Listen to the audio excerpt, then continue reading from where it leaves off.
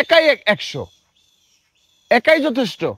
মতিঝিল থানা ছাত্রদল সদস্য সচিব রাহাত আহমেদ, সদস্য সচিব ৮ নং ওয়ার্ড, ঢাকা মহানগর পূর্ব, মতিঝিল থানা। গতকালকে ভিডিওটা দেখছেন কিনা? এই যে আমরা বলছিলাম যে এক চাচা, এই যে ভাই, তিনি মতিঝিল থানা সদস্য সচিব ছাত্রদল। ভিডিওটা দেখান লাগবে। এটা ওই যে বাইক রিক্সা দিয়া কি বলে আটটু টাইনের দিকে দিয়া নামছে, বাইক দিয়া, ওই যে ওই বাইক। আর ওই পাশে নিষিদ্ধ সংঘ, ওই যে ভাই যাইতেছে, ওই যে যাইতেছে, এই যে দেখছেন নি, নিষিদ্ধ সংগঠন ছাত্রলীগ। তারা জয় বাংলায় রাজপথ কাঁপানোর চিন্তা ভাবনা রাজপথে ছিল। সেখানে এই যে রাহাত আহমেদ, নাকি যদি ভুল না করে থাকি, রাহাত আহমেদ ভাই,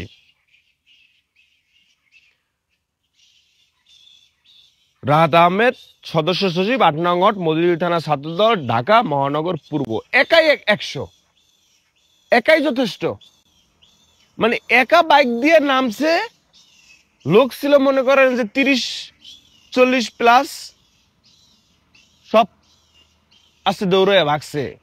তাইলে অ্যাটলিস্ট তোরা তোদের জায়গাটা, অবস্থানটা একবার চিন্তা কর।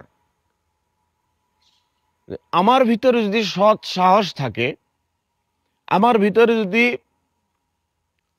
হিম্মত থাকে, তা আমি দৌড়বো কেন? অথচ পিছনে দাওয়া দিচ্ছে মাত্র একজন। রাহাত আহমেদ ভাই, আপনাকে সেলুট, লাল সালাম। এটা অব্যাহত রাখতে হবে, এটা চলমান রাখতে হবে। স্বৈরাচারের এগেইনস্টে বাসে থাকেন আর প্লেনে থাকেন, ট্রেনে থাকেন আর নৌকায় থাকেন, নদী পথে থাকেন আর আকাশ পথে থাকেন, জল পথে থাকেন, হাওয়াই পথে থাকেন, যেই পথে যেই জায়গায় যান না কেন, যেখানেই দেখবেন যে স্বৈরাচারের নিষিদ্ধ সংগঠন, তারা পুনরায় রাজপথে এসে তাদের সেই জয় বাংলা, জয় বঙ্গবন্ধু স্লোগান দিচ্ছে। যতই ব্যস্ততা থাকুক, সেখানে আস্তে করে গাড়ি স্টার্ট বন্ধ করে, স্টান করে একাই নেমে যাবেন। দেখবেন যে সামনে যদি হাজারো মানুষ থাকে, আস্তে করে তারা পালাই যাবে। বিকজ তাদের হৃদয়ের ভিতরে, তাদের মনের ভিতরে ওই সাহসটুকু নাই যে তারা দাঁড়াইয়া ফিডব্যাক করে কথা বলবে। তোদের মা গেছে পালাইয়া, তোদের মা পুলিশ দিয়ে, সেনাবাহিনী দিয়ে, র্যাব দিয়ে, লীগ দিয়ে এই দেশের মানুষ খুন করছে, ছাত্র খুন করছে, আম জনতা খুন করছে, স্টুডেন্টদের মুখ চেপে ধরছে, কথা বলতে দেয় নাই, আলেম ওলামাদেরকে বছরের পর বছর, যুগের পর যুগ জেলে রাখছে, আয়না করে রাখছে, পঙ্গু করে দিছে। চলন্ত মানুষ হুইল চেয়ারে বসাইতে বাধ্য করাইছে, মায়ের বুক খালি করছে।